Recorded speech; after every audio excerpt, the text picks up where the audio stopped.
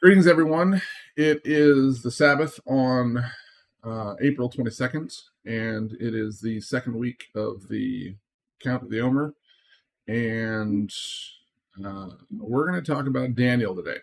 And this may never see the light of day because it's Daniel, and there are many things, many things to be understood about Daniel. But if someone does see this at some point, know that Daniel is mostly still hidden. And the reason it's mostly still hidden is because most of the things that happen in Daniel happen after the beginning of the kingdom of God, which means that the ginormous things like the fall of Babylon and the rise of the first beast and a variety of other things happen after this. So, most of Daniel happens after those things. And there's it makes it hard for things to be seen because you can't see the political landscape. You can't see or understand a lot of what's going on in Daniel by context, because the context is going to change so dramatically. So once God's kingdom is established in the height of the mountains, as the highest nation on the planet, the political landscape is going to look very differently. And the two witnesses are going to destroy a lot of different places and people. And God, I say the two witnesses, but God will destroy them through the two witnesses, or at least one of them primarily.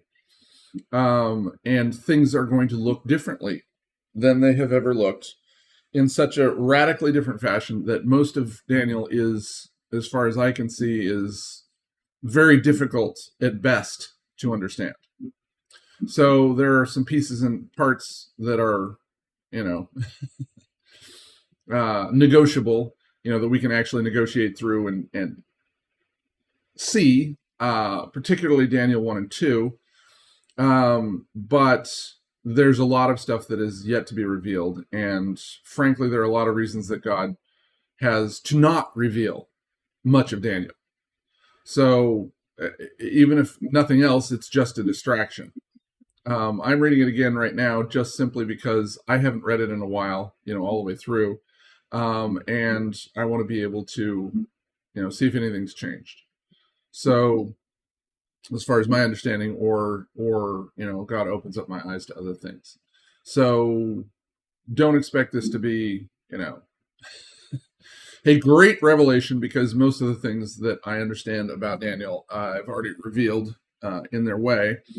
And like I said, it's mostly after the kingdom begins. So we'll read through it in any case. Daniel 1:1. In the third year of the reign of Jehoiakim, king of Judah, came Nebuchadnezzar, king of Babylon, unto Jerusalem, and besieged it. And the Lord gave Jehoiakim, king of Judah, into his hand, with part of the vessels of the house of God, which he carried into the land of Shinar, to the house of his God. And he brought the vessels into the treasure house of his God. So when God destroys his own people, he always destroys, well, not always, but mostly in the process of destroying his own people, he destroys his temple, his own house. And you got to think about that for a minute. So we say that all the time, oh, God destroyed his own house. Oh, God destroyed his own people. Oh, God destroyed. Okay. What would it take you? What evil thing about your house would it take you for you to walk out of your house and just set it on fire? Your own personal house. What would cause you to do that? So you have to understand that the things that we're doing have deeply offended God. And when I say that, I mean deeply offended God. And I'm saying it 3 times like that for a reason. Because God is highly offended by us. And if you want to get to the point where God's not highly offended by you, then you have to do some things differently. So again, I'll ask the question, because I asked it once and I'm going to ask it again. What would it take you? what kind of anger about your own house would it take for you to walk out of your house and throw a lit gas can, back inside? Molotov cocktail. What would it take? So you have to examine yourself in the context of what we've been through in Isaiah and Jeremiah and various other prophets, all the things in Exodus and, all the law. What is it that we have done that God hates so bad? And there's a lot of things that we have done that God hates that bad. Otherwise, he would not burn his own house down. Excuse me one second. My nose has suddenly started to run. Or maybe I should say my trumpet. Anyway, so we have this circumstance where God has destroyed, or is in the process again of destroying his own house for the, you could say the third time. It's actually more than that, but you could say the third time, for his own temple, a built permanent structure.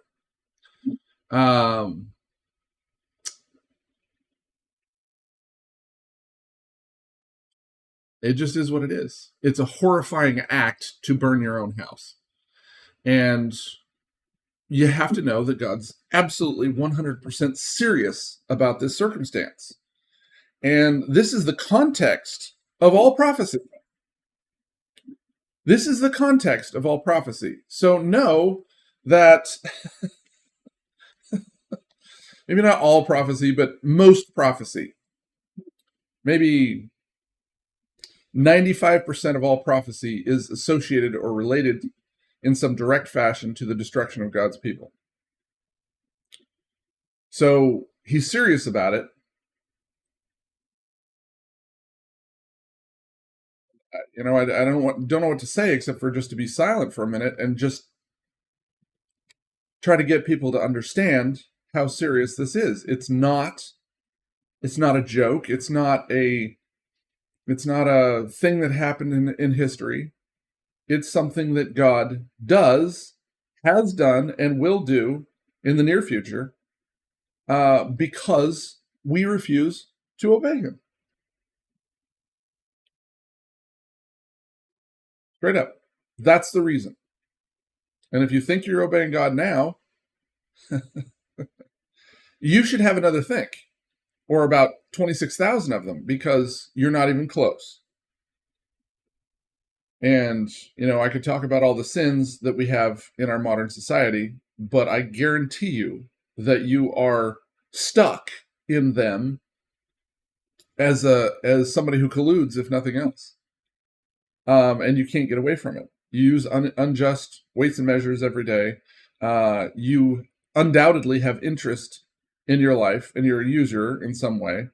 You have other people's blood on your hands from a variety of different circumstances, whether it's because you voted for somebody who voted to have abortion, or whatever. You can say, "Oh, well, that wasn't me." Oh, well, yeah, it was. You asked for that guy. You voted for him. You involved yourself in the political circumstance, which is not yours to involve yourself in. God is our king. And if you vote for somebody else as your king, then guess what? You're responsible for what that man does. So know that you're involved in this process. You're involved in this process from soup to nuts. And, whether you're an adulterer or you're have some other major issue of sin in your life, which almost everybody does, that's kind of beside the point. We're in a circumstance where we are steeped in sin to the point of not being able to see anything. Our blindness is almost complete. So when we get to that point and we can't even tell who God is, we don't know the truth when we hear it, then God says, "All right, it's time to close this down. We gotta save what we can save, and it's time to begin the kingdom." And the reason that it's this way in the end time, and that we're in this circumstance we're in, where there are however many billion people there are on the planet now, 9 or 10 or I don't know, however many, is because God wants a lot of people in his kingdom. So there are a lot of people around, but they're going to get strained out. The process of the end time is separating the sheep from the goats. And we're going to see here in Daniel that Judah wasn't very big. Wasn't very big. And stuck in Babylon, right there at the end of Jeremiah, we named some of the numbers of people that left from Israel to Babylon, and it was like little numbers, like 4,000 and 1,800 or whatever, and it was not many people.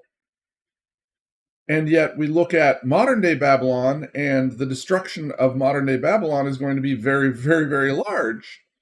But I don't know that the percentages of God's people in America are any different than they were in Babylon back then.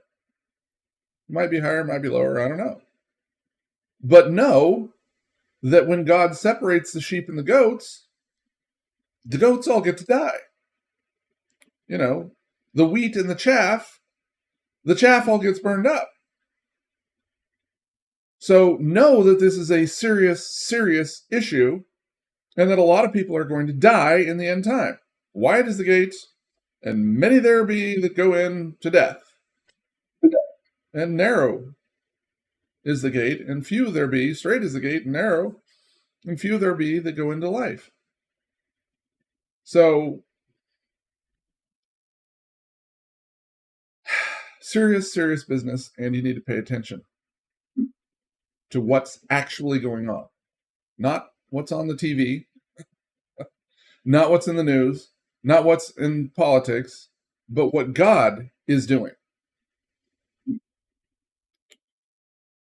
Can you guys turn down your sound a little bit? It's starting to come through, or turn off your microphone, either one. I couldn't hear you, so. Okay. Perfect. And I'll tell you to turn it on if we need to discuss stuff, which we probably will do. Okay. So verse 2, and the Lord gave Jehoiakim, king of Judah, into his hand with part of the vessels of the house of God, which he carried into the land of Shinar to the house of his God, and he brought the vessels into the treasure house of his God. So part of God destroying his own land has always been for someone else to steal everything, and for Israel or Judah to lose part of their inheritance. When God gave them the law and he gave them all these vessels of the temple, part of this is them losing their heritage. And those vessels are important because they represent actual people today. So when you look at God's temple in the kingdom, maybe in heaven, or actually when the temple, the heavenly temple comes down from the heavens, it's going to be made up of people. It's not a physical thing. It's not made out of solid gold necessarily. I'm not saying that there's not a physical element, but the stones of the temple are the people of God. The pieces and parts of everything that God's building, the function of all of those things, are made and done by people. So I'm not sure exactly, and this is one of the few places that you could actually maybe say that a lot of people are going to go to heaven because God will assemble them into his temple there. You could say that. I don't know if that's true or not. But potentially all the way around, God's whole temple and all of the stuff that comes down out of heaven is directly representative of people and their functions in his kingdom. So there may be the physical element, and those people will exist, in close proximity to that physical element, or maybe the physical element's not even there at all. I don't know that, and I wouldn't state it categorically one way or another. But what I do know is that these things represent God's people. And when you talk about fleeing from Babylon, be you clean that bear the vessels of the eternal.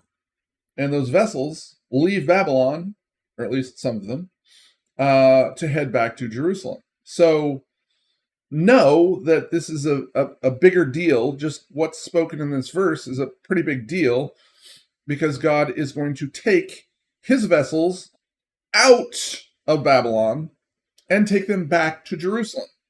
So here in verse 2, we're seeing them disappear into Babylon. And in our part of the end time, we're going to see those repatriated to Jerusalem and to God's house. And if we're talking about the actual physical stuff, I don't know. Potentially that's possible. You can look at all of the things that we have taken from other nations, from all of the digs in the various countries, and look at the amount of artifacts that are in America in museums, and the probable amount of artifacts that are hidden somewhere that nobody even knows about. Indiana Jones and the Crusades deal, the warehouse, the famous warehouse where there was all that stuff piled up that everybody, where the Ark of the Covenant went. It's potentially possible a lot of that stuff is here, and maybe physically it will go back with us. I don't know. But the people are the important thing. So just be aware of the vessels of God's house, and that he will bring back what he wishes, physically or as people, whenever he wants.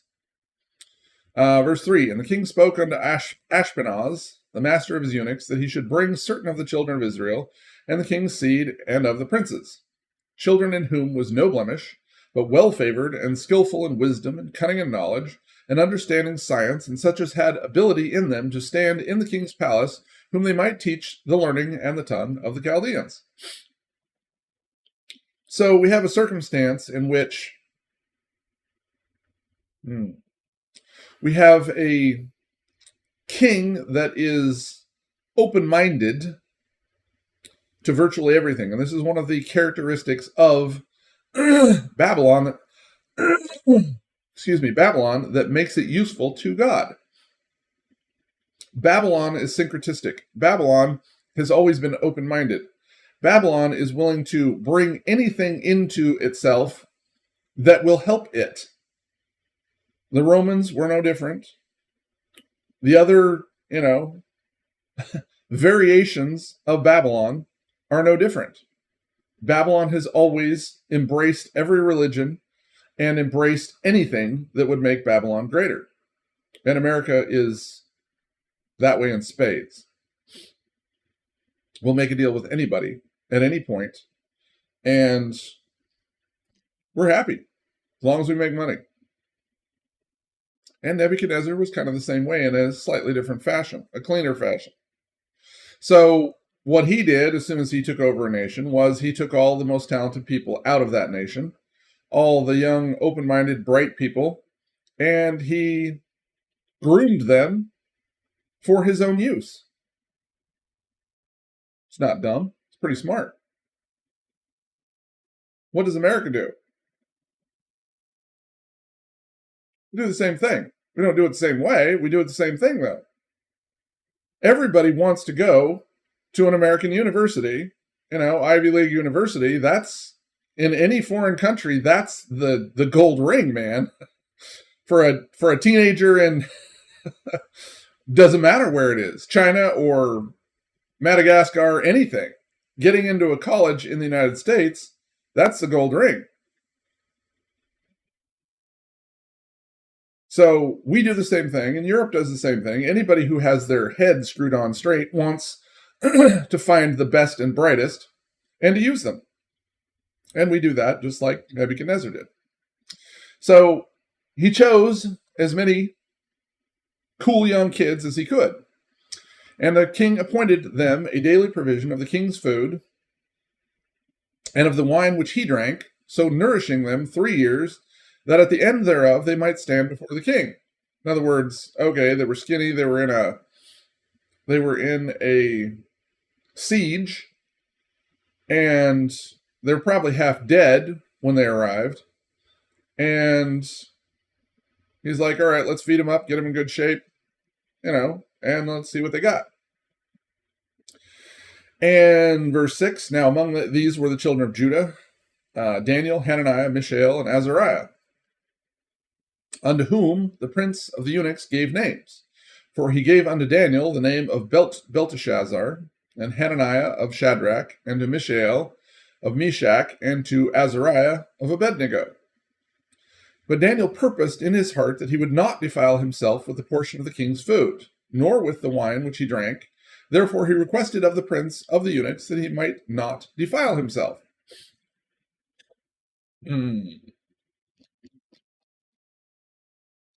Interesting, this. Why didn't Daniel want to defile himself with this?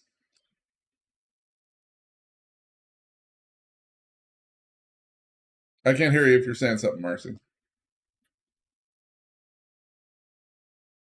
Well, he probably wanted to obey God and eat unclean food. Well, yes, that's probably the primary thing. There was probably pork in there. There was probably all kinds of things that were unrecognizable. But he didn't even want to drink the wine.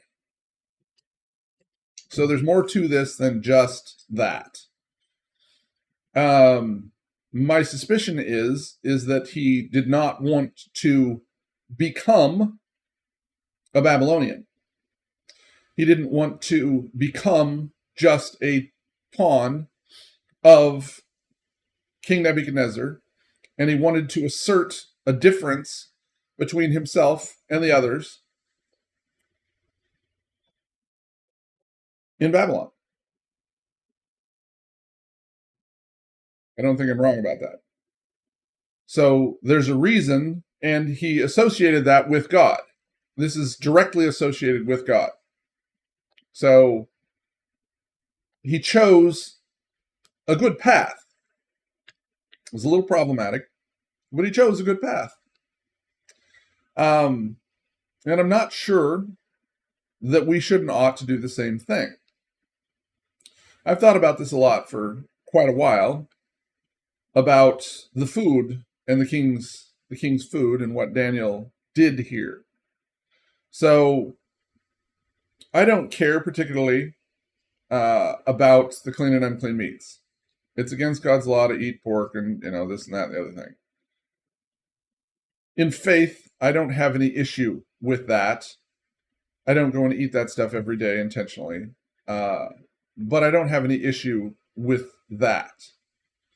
What I do have an issue with is all of the stuff that we just eat every day out of Babylon, out of America, that we shouldn't.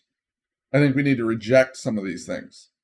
And when I say that, I mean, stuff we see on TV, stuff we see, the things that are around us. I think we need to reject some of those things in a direct fashion in our own lives and just keep it at bay.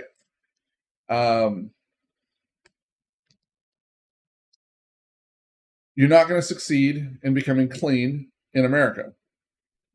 All the tables are filthy and full of vomit. But does that mean we need to wade through it up to the chin, maybe up to the lower lip intentionally? I don't think so. So, do we want to become hypocritical about it? Absolutely not. Can't be. Hypocrites are blind and die. But can we shake loose some of the worst of it? And the answer is, yeah, I think we can. So I think we need to do that. And I think we need to, stay out of politics. And I think we need to stay out of the doctrines of demons as much as possible. And we need to stay out of, as much vomit and piss and shit as we possibly can, which is where we're stuck. We're mired in it. We talk about Jeremiah being hung in the toilet, and what we don't realize is we're already there. I mean, we're the minions of the toilet. He was hanging out in the turds, but guess what? We're the turds. It's a little strong, but it's not wrong. We're the ones who have gotten ourselves in this circumstance.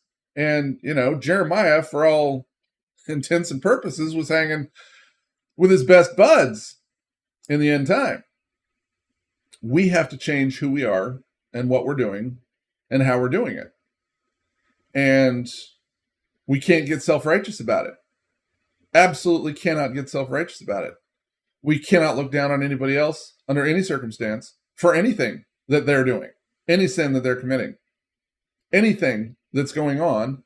We can't look down on anyone else, period. And honestly, we should only correct other people as much as possible by example.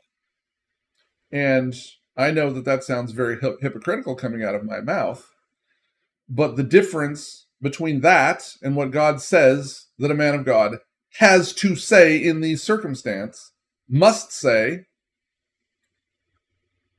is the difference. I'm not a hypocrite saying that we have to cease sinning. I'm not a hypocrite telling everyone their sins. I am a sinner too. And I have probably just as much of that garbage as anyone else. But the reality of it is I don't have a choice. I have to speak it. I have to tell people what their sins are because I understand not only what their sins are, but what God's going to do in the end time. And because of that knowledge and because of that understanding, I am responsible for more. But I have no intention of ever being a hypocrite about it any more than I absolutely have to. And I try to stay away from that as much as possible. I am a sinner.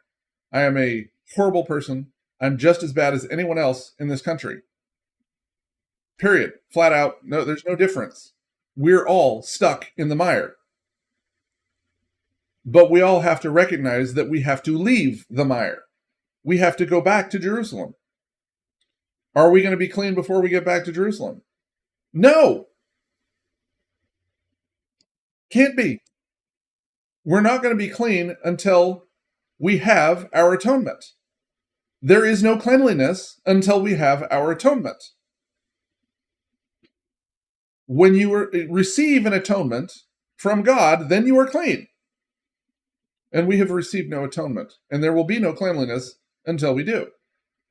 So throwing poop at each other while we're all residing in the same toilet is not helpful. There's nothing helpful about it. So know that when I sling poop, it's coming right back at me too. There's no...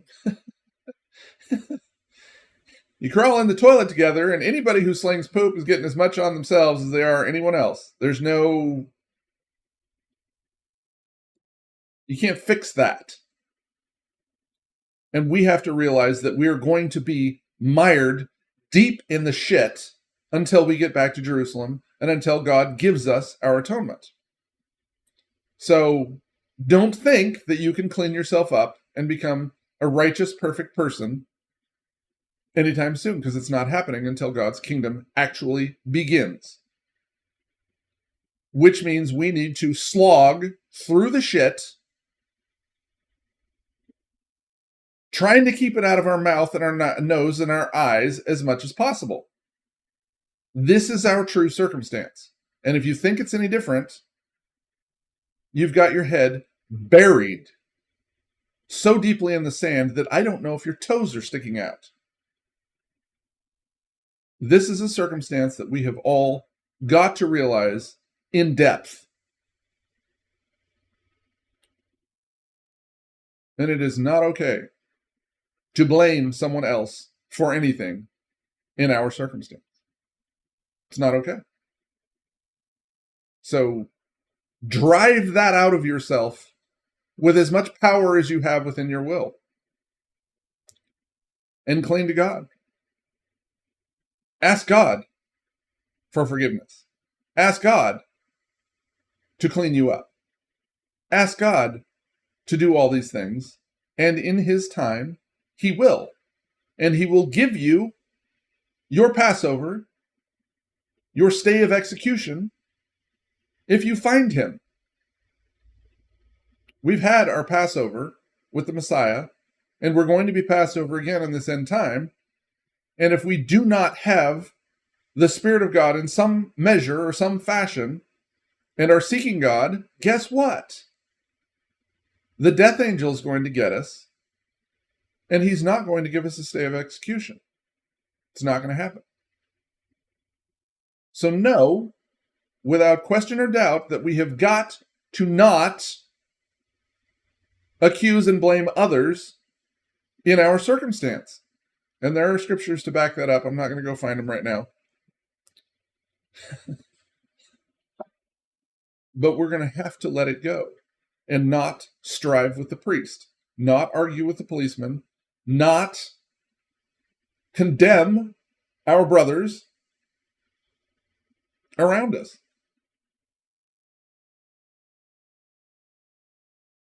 Again,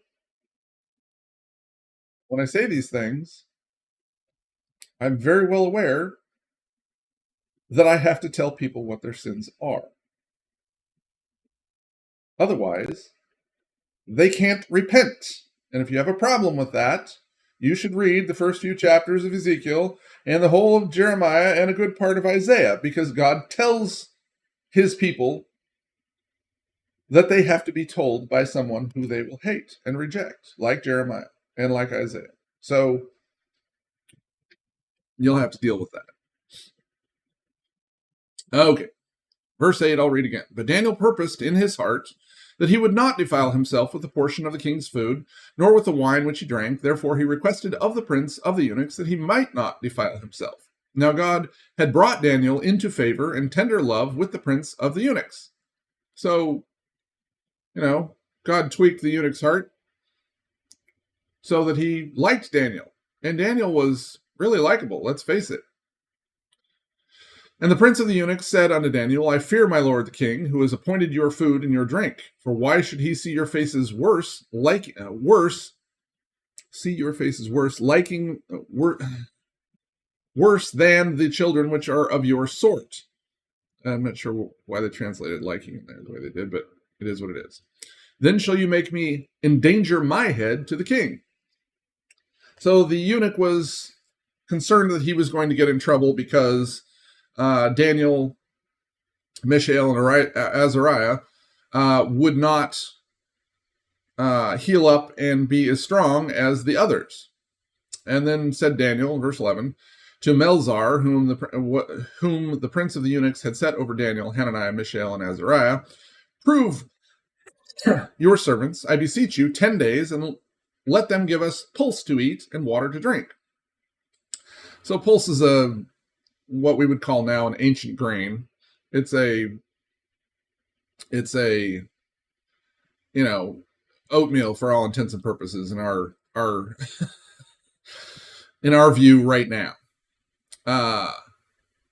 So they were voluntarily asking for a water and oatmeal diet. In verse 13, then let our countenances be looked upon before you, and the countenance of the children that eat the portion of the king's food. As you see, deal with your servants. So feed us some oatmeal and water, and see if we don't look better than everybody who's on a really rich, fine diet in America. And, see what happens. And yeah, I did mix it up. We're in the same circumstance here. And, look at the 7 deadlies. I've got a little too much of this on me. And I say a little, and it's more than just a little. We need to stop being gluttons. We need to stop being adulterous. We need to stop with not just the 7 deadlies, but all the others too. We need to start tightening our belt in a variety of different ways.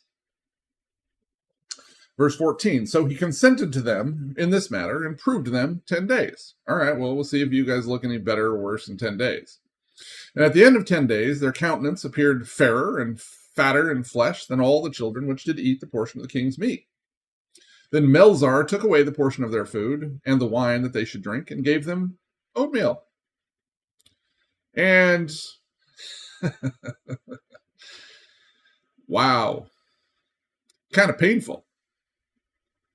Anybody ever eat oatmeal for, what was it, 2 years? I think it was 2 years. 3 years. Yeah. Anybody eat oatmeal for 3 years? Eesh. That's asking for some pain. There's no variation in the diet there. Maybe they got a little different kind of grain now and then, but wow. They volunteered for this. What are we going to have to volunteer for? You know? It also tells you how well or how tight of friends that Daniel and Mishael and Azariah and I lost the other one, sorry, were. They were good friends. They were tight with each other because how many people would let their buddy sign him up for a diet of oatmeal for 3 years and water? Painful. These four were fast friends. As for these 4 children, God gave them knowledge and skill in all learning and wisdom, and Daniel had understanding in all visions and dreams. They were bright kids. They were really bright kids. And guess what? God's got a lot of bright kids. And he chose his own bright kids.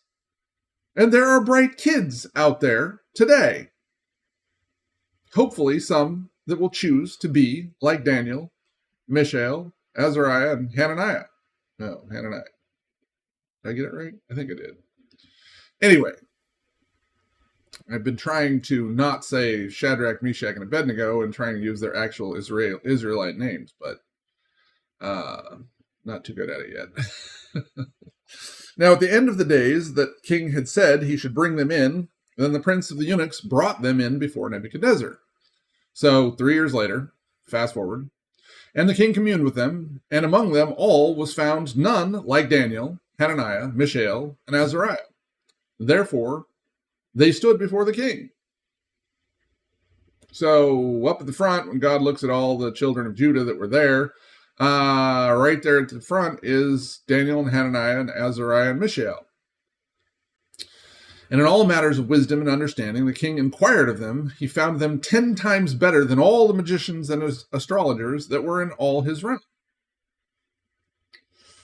Which begs the question, why?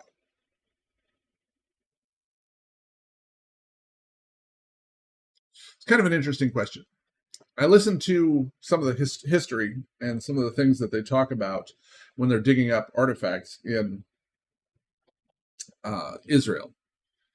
And what I find is that most of the people there tend to look down on David and everything that happened from David through to the destruction of the temple. And they tend to relate them to the Canaanites and the, all the different pagans around them. And they tend to say that their circumstances were about the same as the Canaanites or the Perizzites or the Hivites, the Jebusites or the, whoever. And they tend to project their values, those, pagan values, on to the Israelites and to the Judites. And I have my severe, strong doubts. There's not enough left, and I don't think they get it. So when we go back up here and we talk about, where is it? See if I can find it. We look at verse 4, and we talk about what God said about them, children in whom was no blemish, but well-favored and skillful in all wisdom and cunning in knowledge and understanding science. and such as had ability in them to stand in the king's palace, whom they might teach the learning in the tongue of the Chaldeans. These kids were bright, really bright, and had knowledge and understanding and wisdom far beyond the people around them. And I'm not just talking about those individuals, but I'm talking about, you go down to what Nebuchadnezzar said, and Nebuchadnezzar says they're 10 times smarter than all of the best scientists or astrologers in Babylon.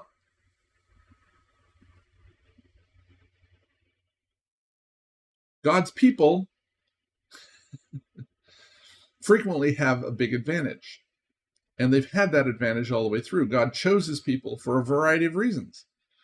So know that when you run into people like this, you might get surprised now and then.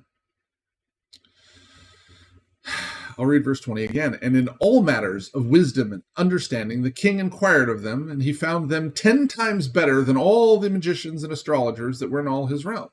That means all the wise men, all the smartest, wisest men in all of Babylon.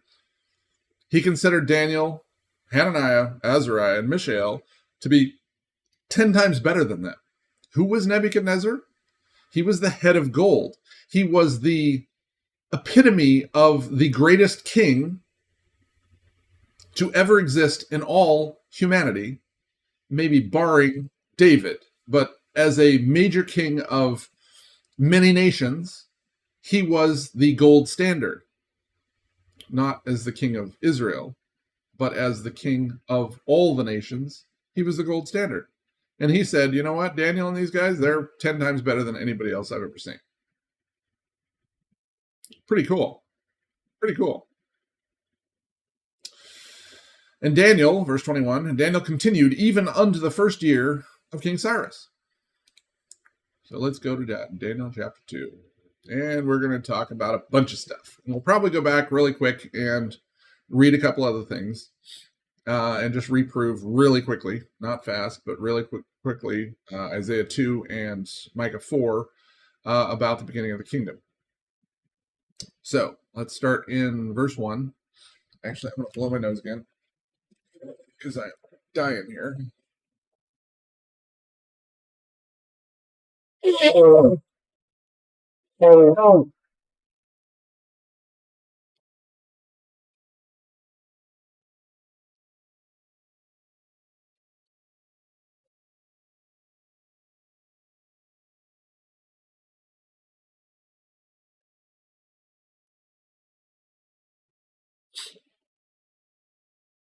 Okay. And in the second year, of the reign of Nebuchadnezzar, Nebuchadnezzar dreamed dreams wherewith his spirit was troubled, and his sleep broke from him. So we see this opportunity for Daniel's special talent, special gift to come to the fore. Then the king commanded to call the magicians and the astrologers and the sorcerers and the Chaldeans for to show the king his dreams. So they came and stood before the king. And the king said unto them, I have dreamed a dream, and my spirit was troubled to know the dream. Then spoke the Chaldeans to the king in Syriac, O king, live forever. Tell your servants the dream, and we will show you the interpretation. And I just absolutely love this. This is hilarious. Know that God did this whole thing. There's no question or doubt what happened. God gave him the dream. God prevented him from knowing the dream. But God stirred him up inside so much that he had to know the dream. So this is all a setup against Nebuchadnezzar. And know that God interacts when he sees fit. And he saw fit here. He saw fit to turn Nebuchadnezzar into an animal for 7 years too. Back in these days, God involved himself in a lot more than he does now in a direct fashion. Now, God rarely directly involves himself for a variety of reasons, which I'm not going to go into now. But because of that circumstance, Actually, we could visit that for a second. God says he won't punish us for our sins. Now, if a woman commits adultery, God doesn't punish her. If a daughter, does something that she shouldn't, God won't punish her now. There is no punishment from God that is given for those things. Back in the day, there was. God would let that be found out. God would make sure it got found out and that things happened the way they did. And now he does not do that. And he does it for great reason, a lot of great reasons. So know that when God involves himself in the end time, all this stuff is going to be over with. And it's not going to be seen. God is intentionally not allowing himself to be seen. And I'll tell you this because it's important in the end time. God, after the Messiah died and he left and went up into the heavens, he has remained largely silent during this interregnum between then, the first harvest and the second harvest.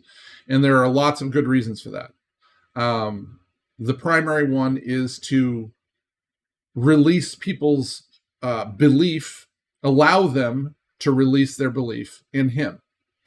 So we had this massive, massive explosion of what occurred when the Messiah was here on the planet. And there was a massive infusion of faith and of understanding and of knowledge of God, huge, massive amount of that stuff that was thrown all over the whole earth. And if I had to guess, I would say that what was on the planet in the prior, 2,000 years was probably approximately the amount of understanding of God that was spewed out upon the entire earth when the Messiah was here. And this is just an approximate. God saved up a bunch of stuff, and he gave us this massive understanding and knowledge of the Messiah all at once for an example to the whole world. And then he stopped doing all the stuff that he had done prior to that. And there's good reason for that, because he showed himself on a regular basis. If Elijah, if he'd done a work like Elijah's work in the 1960s, would America have gone the way it has now? Would things be the same? No. He's left us on our own to choose willingly, intentionally, whether we will follow him or not. By pure head knowledge.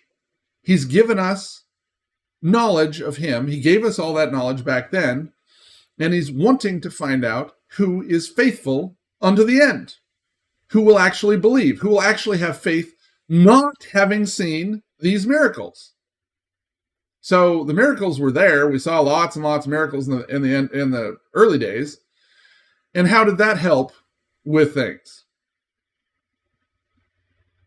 He still had to destroy his temple how many times? After the Messiah came back. Did he destroy his temple right after that? Yeah. So the miracles don't actually help with faith much. If you look at what the Messiah said about... Sorry, I have a frog and I can't get rid of it. If you look at what the Messiah said about the crowds that followed him around, they weren't disciples of his forever. They weren't his people forever. They were watching to see the miracles. They wanted to see the spectacular. They wanted to see something cool. That's what they wanted to see. And if you look at his interaction with the disciples right in that circumstance about that, it's not given to them. They were going to die. Still God's people. But a lot of God's people don't make it into his kingdom. It's just the way it is. So know that in these circumstances, in the circumstance we're in, we're not going to see dramatic amounts of God doing various things. there are people that will see these things, but it's not going to be the masses. Or at least not until the destruction of America. Once America's gone, then you're going to see the miracles again. It's just the way it is. So get used to it. Don't know what else I can tell you that would help you with that. Okay. Let's see. So we have all the astrologers and magicians and sorcerers and Chaldeans in front of the king. And the king said unto them, I have dreamed a dream, and my spirit was troubled to know the dream. Then spoke the Chaldeans to the king in Syriac, O king, live forever. Tell your servants the dream, and we will show you the interpretation. And the king answered them and said to the Chaldeans, this thing is gone from me. If you will not make known to me the dream with the interpretation of, you shall be cut in pieces, and your houses shall be made a dunghill. We're going to pile all the poop from all of the mules and the donkeys and the people right where your house is.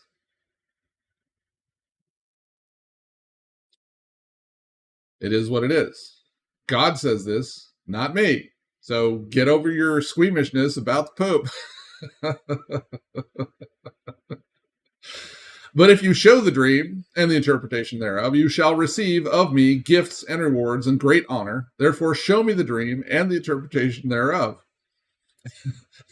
And my mom and Marcy are thinking, man, this guy's still 8. Well, that's what it is. They answered again and said, let the king tell his servants the dream, and we will show the interpretation of it. You know, they didn't have a clue. They didn't know what was going on. They just were like, we'll give you a lot of bullshit, but you got to give us something to work with.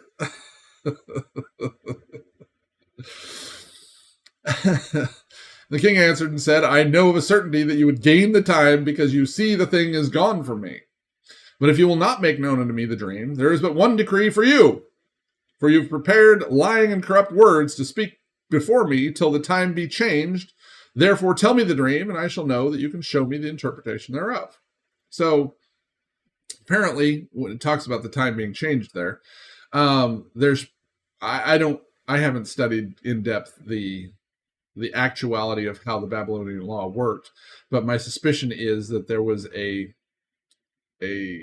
break that would come, kind of like when we are in legislative session in the United States and all the senators are busy doing their thing, and then when they're recessed, there's a break between the seriousness of the matter, and they were probably there was probably a holiday time or something that would have interrupted the king from destroying them.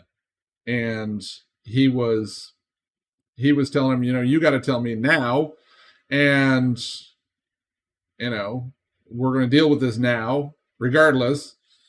And you're not getting out of this just because some holy day or something's coming up.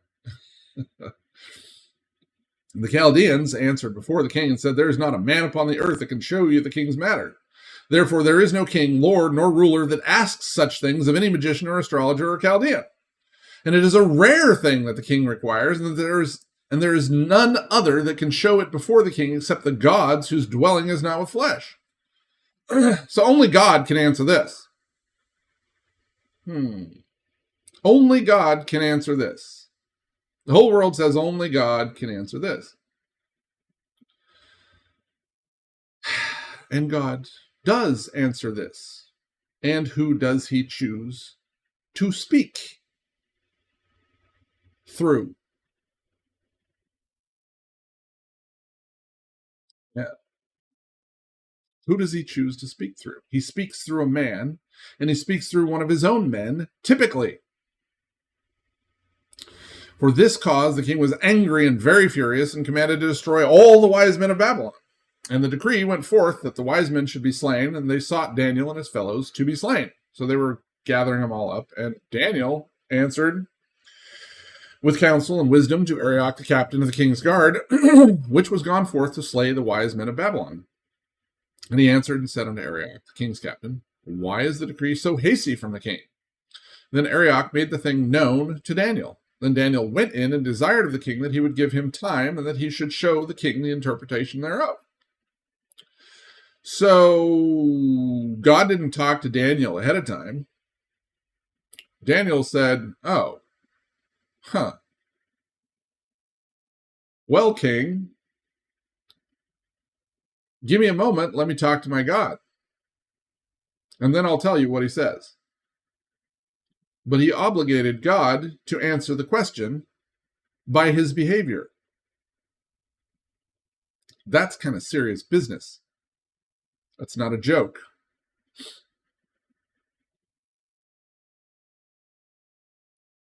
Then Daniel went to his house and made the thing known to Hananiah, Mishael, and Azariah, his companions, that they would desire mercies of the God of heaven concerning this secret, that Daniel and his fellows should not perish with the rest of the wise men of Babylon. They had favor with God, and they knew it. They weren't ignorant of the fact that they had favor with God.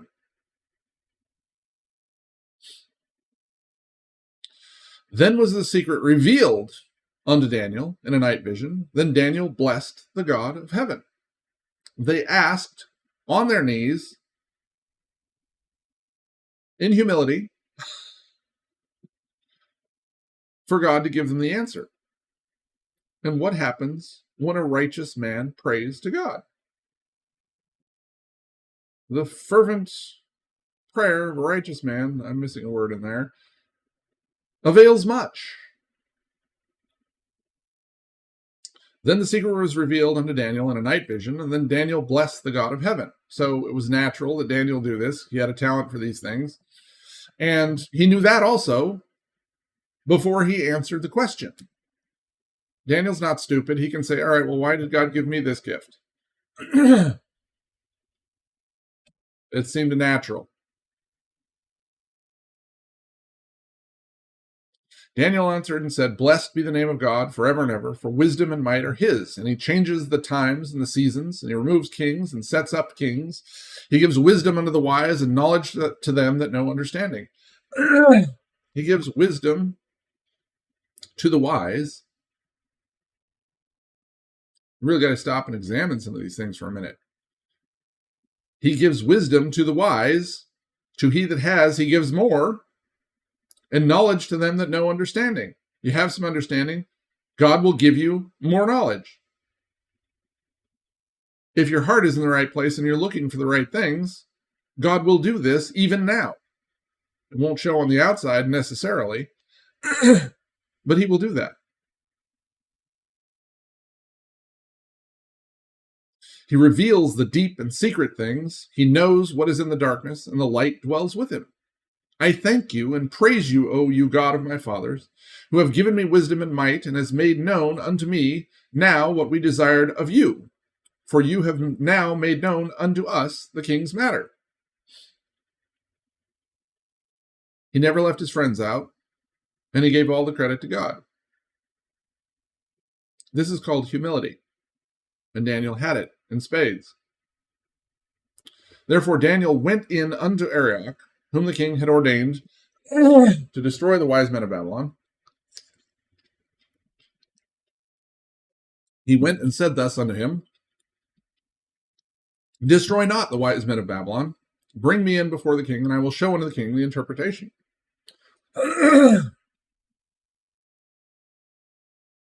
Daniel had chutzpah, cojones. Daniel wasn't afraid to speak big things. Then Arioch brought in Daniel before the king in haste, and said thus unto him. Why did he do it in haste? Because the king had commanded him to kill all of these guys. And he was fudging, and in the short term, disobeying the king.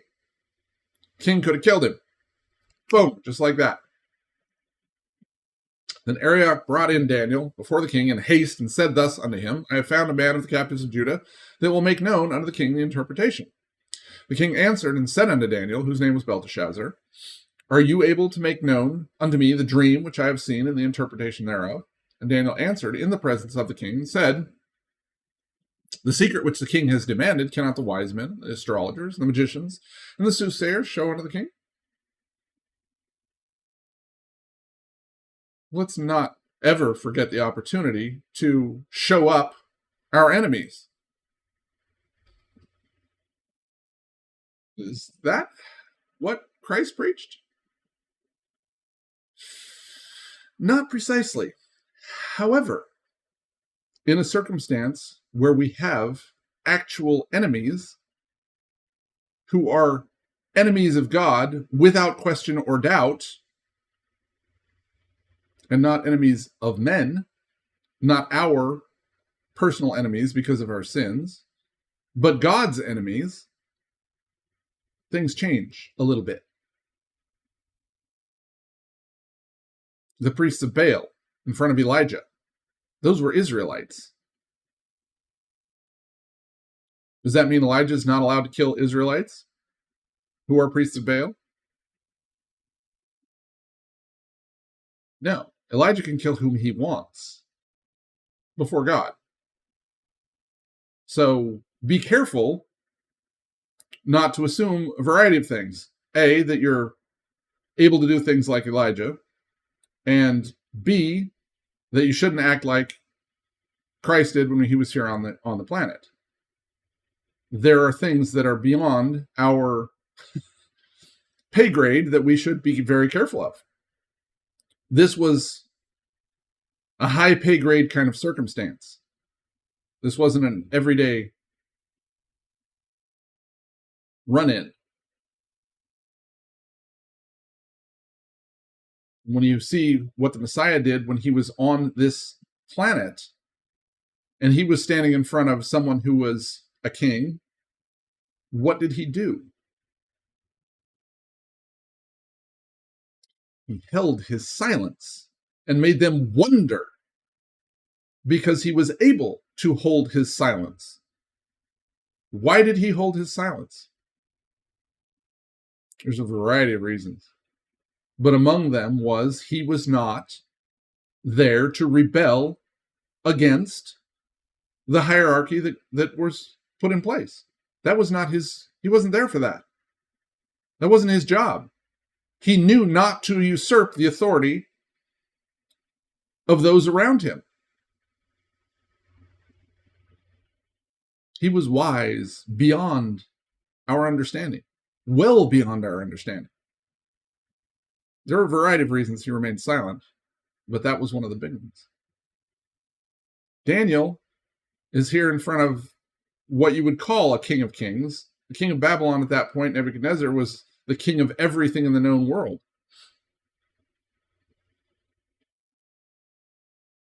And Daniel was dealing with him and dealing with the men he knew would be enemies in the future. And we're still prior to the new covenant. Verse 28 again. But there is a God in heaven that reveals secrets, that makes known to the king Nebuchadnezzar what shall be in the latter days. Your dream and the visions of your head upon your bed are these. And God can tell us what's going to happen in the latter days, and we can look at that, phrase in the language and know that latter days was well beyond the scope of what was being said at the time. When you said that phrase back then in Hebrew, it didn't mean the end of the age 6,000 years later. It meant later, after this. I haven't looked it up directly in a long time, but it didn't mean, it didn't have the context of what we have redefined that phrase as. The latter days is in now, 3,500 years later, or 2,500 years later, depending on when you're looking at it. But it does have that meaning. So know that when you see that latter days right there, he's talking about the end of it all. As for you, O king, your thoughts came into your mind upon your bed, what should come to pass hereafter. The king was considering what's going to happen later. And he that reveals secrets makes known to you what shall come to pass. So he's telling Nebuchadnezzar, this great king, what's going to happen in the rest of history. Why would God tell a pagan king what's going to happen in the rest of history?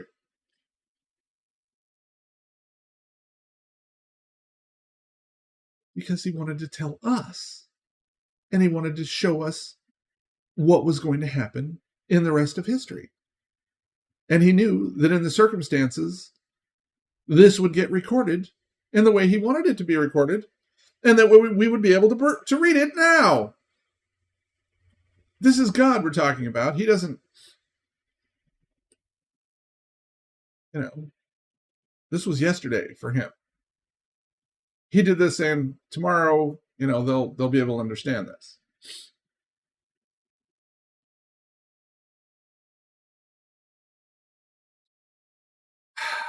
But as for me, verse 30, but as for me, this secret is not revealed to me for any wisdom that I have more than any other living person, but for their sakes that shall make known the interpretation to the king, and that you might know the thoughts of your heart. The thoughts of his heart. He wanted to know about history. He wanted to know about his legacy, I have no doubt. He wanted to know about how great he was going to be, Nebuchadnezzar. And God told him the thoughts of his heart. God told him what the thoughts of his heart were. You, O king, saw and behold a great image. And this great image, whose brightness was excellent, stood before you, and the form thereof was terrible. This image's head was of fine gold, and his breasts and his arms of silver, his belly and his thighs of brass, and his legs of iron, and his feet part of iron and part of clay. And you saw that till a stone was cut out without hands, which smote the image upon his feet that were of iron and clay, and broke them into pieces.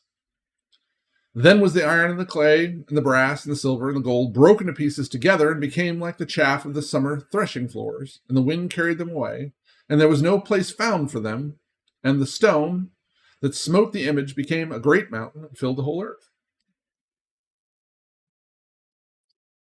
Wow.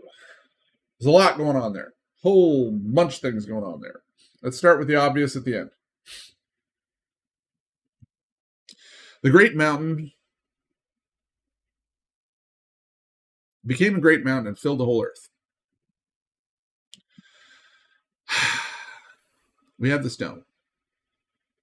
We have a stone that breaks the iron and the clay and the brass and silver and the gold all together, and it becomes like the chaff of the summer threshing floors, a harvest.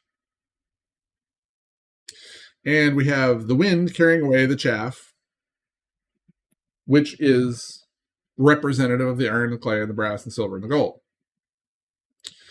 And the wind carried them away, and there was no place found for them. They disappeared. Gone. And the stone, which killed this great statue, became a great mountain and filled the whole earth. This is the kingdom of God. This is the beginning of the kingdom of God. And we can illustrate that really quickly by, let me duplicate my tab here really quick. And let's go over to Isaiah 2. And I'm going to do this pretty quickly. Okay, the word that Isaiah the son of Amos saw concerning Judah and Jerusalem. And it shall come to pass in the last days, kind of like the latter days, that the mountain of the Lord's house shall be established in the top of the mountains, and shall be exalted above the hills, and all nations shall flow unto it. This is the establishment of God's house. And it's going to happen in the top of all the nations. In the latter days, and we'll read verse 3 right quick. And many people shall go and say, come you, and let us go up to the mountain, that mountain, remember the mountain that rose up, we just read Daniel 2. The mountain of the Lord, to the house of the God of Jacob, and he will teach us of his ways, and we will walk in his paths. For out of Zion shall go forth the law and the word of the Lord from Jerusalem. And he shall judge among the nations, and shall rebuke many people, and they shall beat their swords into plowshares, and their spears into pruning hooks, and nation shall not lift up sword against nation, neither shall they learn war anymore. Wow. Most people think that suddenly we're in the millennium because they're unfortunately desperately ignorant because of the lies they've been told.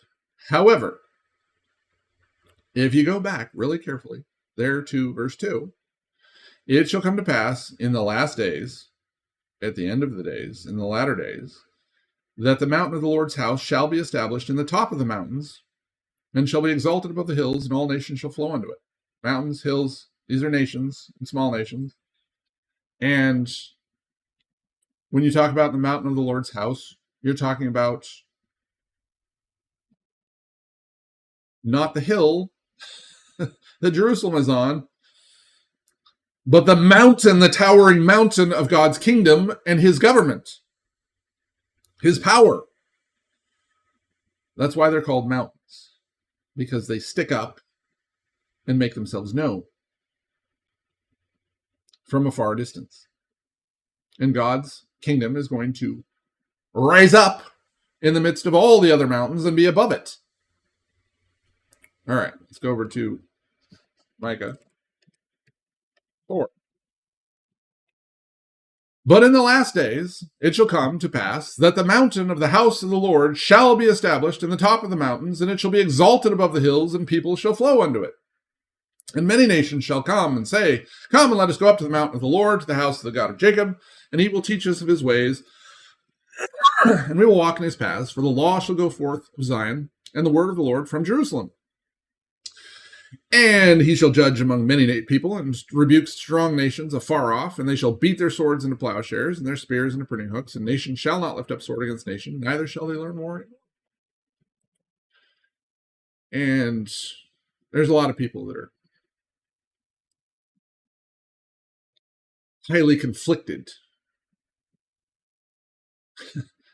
or will be highly conflicted when they read this and then understand what happens in Daniel 2, because they have been taught so many lies about what is going to happen in the end time, that they have no idea what's going to happen in the end time. And yet we have all of these beliefs that we have from various sources that are false. And an entrenched belief is a dangerous belief if it's false. So, I don't know what to say, except for right here we see the establishment of God's kingdom, and we see that same exact establishment in Daniel 2, in verse 35 and other verses. So these have to fit together. These are cohesive in pattern and in thought and in deed. So when you see what happens in Isaiah 2 and you see what happens in Micah 4, it has to work with what happens in Daniel 2. And it does. Brilliantly, in fact. Brilliantly. So, let's go back up and talk about all these different things. So, anybody who's even studied this for even a moment knows what this statue is all about. Nebuchadnezzar, Babylon, was the king of the head of gold, and what was his name? It will come to me in a second. Silver, not Cyrus, but you gotta turn your mic on. I can't hear you. Medes. Well, the Medes and the Persians, yeah. What was the name of the king? Cyrus is one of them, and Alexander the Great was like, no. That was the Great. Cyrus and Darius. Darius. And yes. Darius was one. Right. Darius was the primary one. Yeah, there's another one too, also. But at any rate, the Medes and the Persians.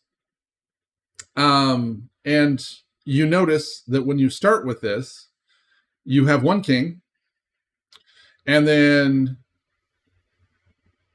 with the silver, you have more than one king, 3 or 4 probably, maybe more.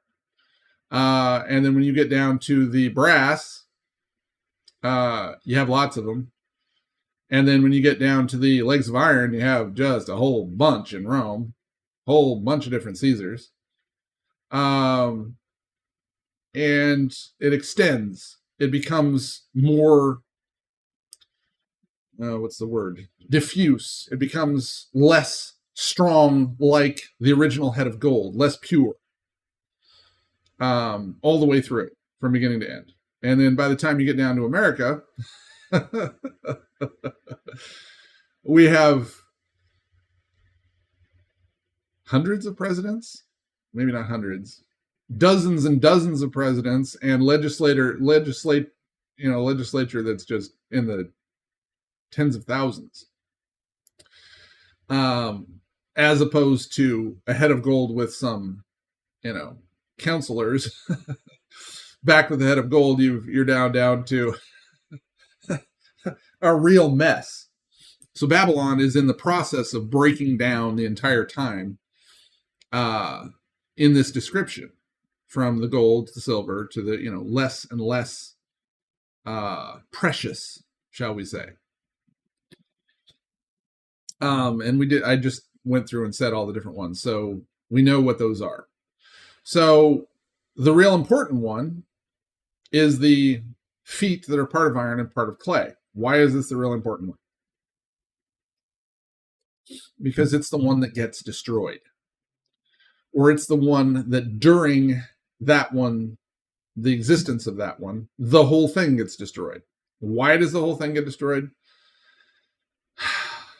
Because everything that has been against God, all the way from the beginning to the end, if you want to look for an archetype, the enemy of God's people, Babylon is that enemy. From early times all the way through. And you could say, we could stretch it back to the Assyrians, and yeah, maybe you could. The Assyrians were largely in Babylon at that point. They'd been captured, taken over by the Babylonians, so they were there. So the reality is that if you're looking for the evil archetype of the world, it's Babylon, from Nebuchadnezzar on down. And when you destroy Babylon, and you destroy the legs and the iron, you destroy the entire edifice. And you destroy the entire effect of everything that it's had throughout history.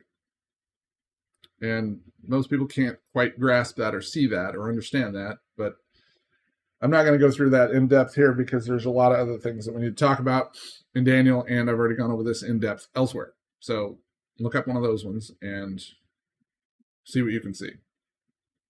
But let's look at the stone. What breaks Babylon? What destroys Babylon and causes it to die? You saw till that a stone was cut out without hands, which smote the image. Well, what gets cut out without hands? We know that has to be an act of God. And if you've been paying any attention at all throughout other things, we know that is representative of Christ. He's the chief cornerstone. He's that. So when you talk about Jesus Christ, and then you talk about us, you talk about the people of God, then you talk about the body of Christ and the temple of God. And all of these synonyms that are all there and exist together. This stone is cut out of Babylon and smites the image on the feet and makes it all fall apart. That's God's people. And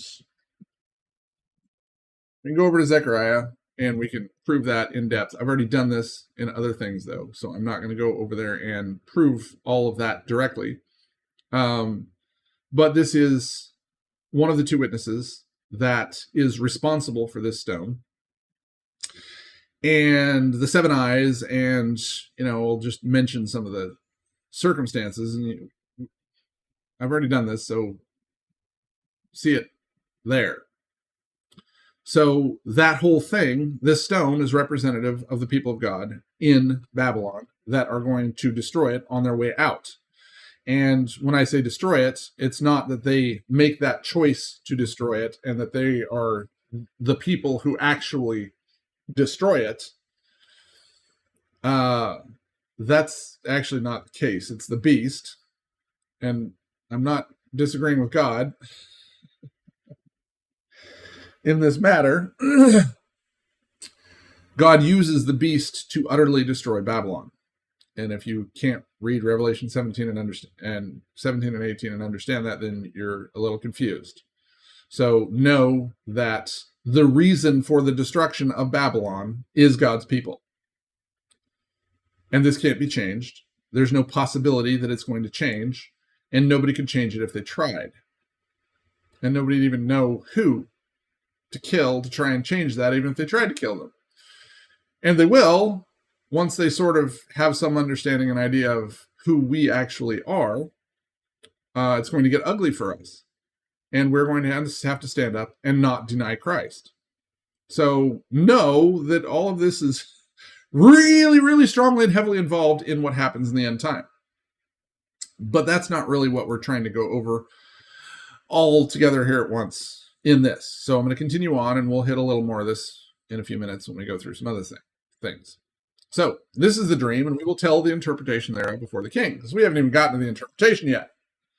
You, O king, are a king of kings, for the God of heaven has given you a kingdom, power, and strength, and glory.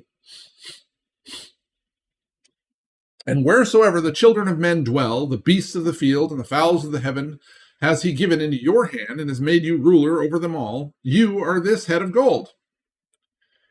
And this appeals to Nebuchadnezzar. He's like, yeah, yeehaw, I'm the best of the best. And after that, after you, shall arise another kingdom inferior to thee, to you, and another third kingdom of brass, which shall bear rule over all the earth. And it's not hard to find these kingdoms when you look in history. Not hard at all. With one exception. The iron and miry clay. Nobody can find that in history. Why? Because it's not gone yet. It's still here. You can't find it in history because it still exists. Pretty simple. Pretty basic. And after you shall arise a kingdom inferior to thee, and another third kingdom of brass, which shall bear rule over the whole earth. And the fourth kingdom, see, they know. I mean, it says Rome right there. That's real easy. And it says Medo-Persian Greece right there. See, everybody in the world knows this. But what do you see down here before the iron and clay? It's mysteriously blank. Because it hasn't happened yet. Or at least there's no historical evidence of it having happened that somebody can go on a dig and look for. But if you use your brain for about a split second, it's pretty obvious.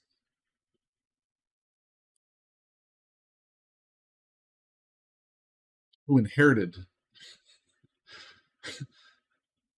the Roman Empire in this age?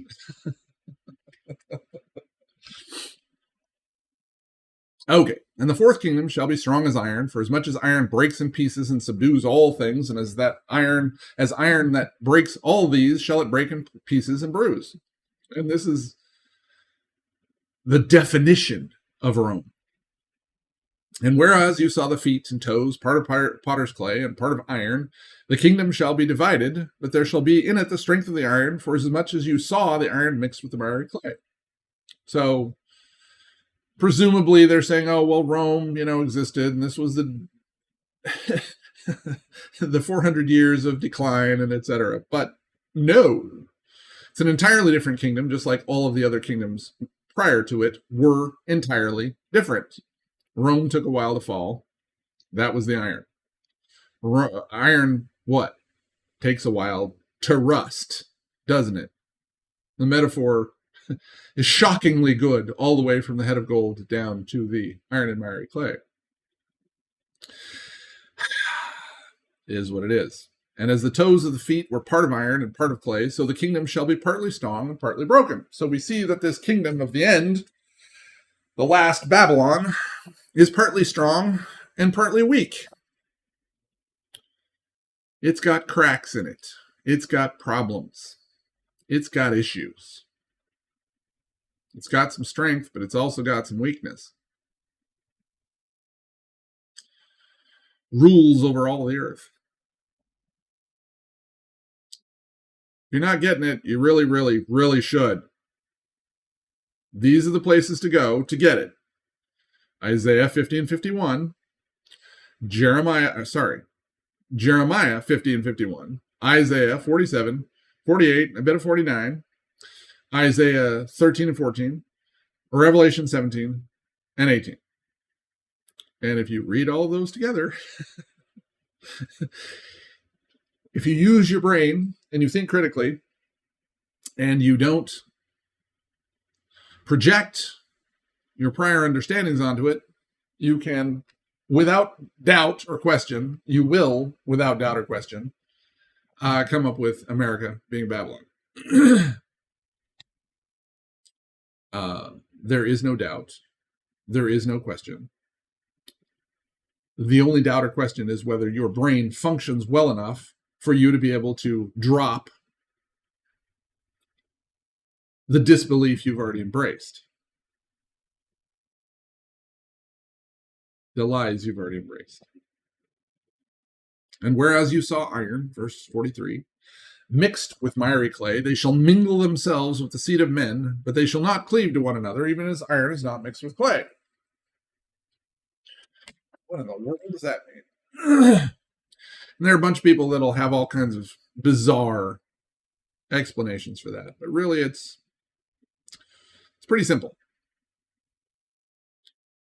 God's people are in this mix.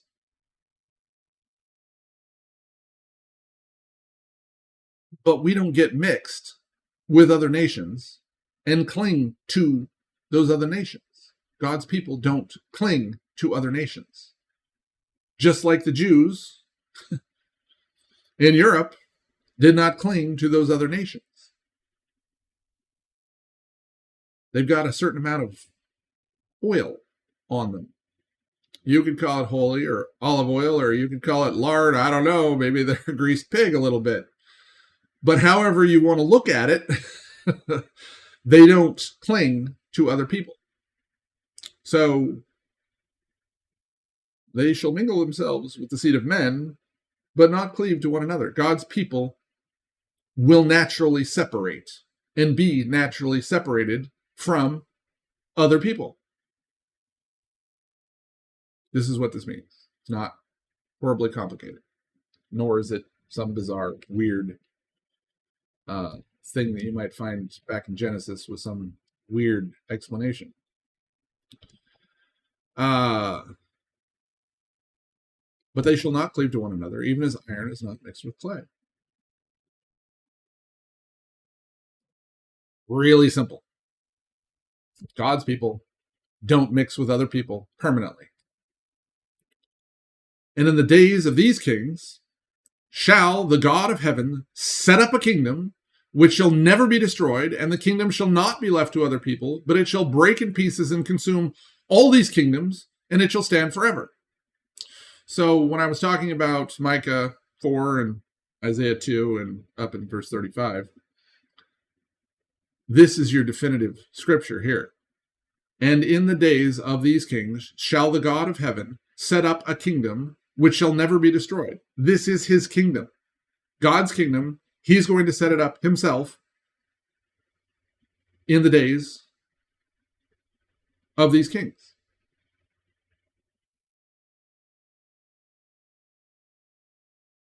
Really, really important that you get this. If you're a smart character, you understand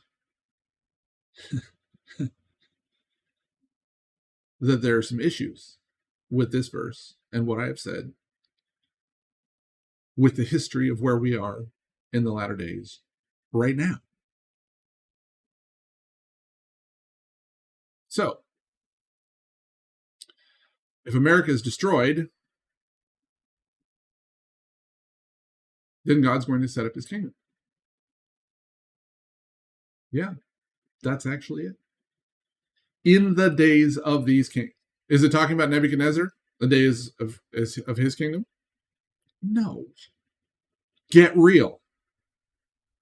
When does the stone strike the iron and miry clay? At the end.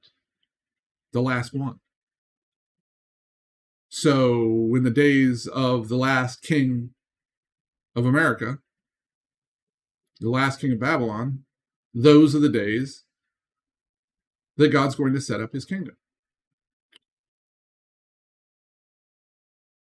For most people, this is I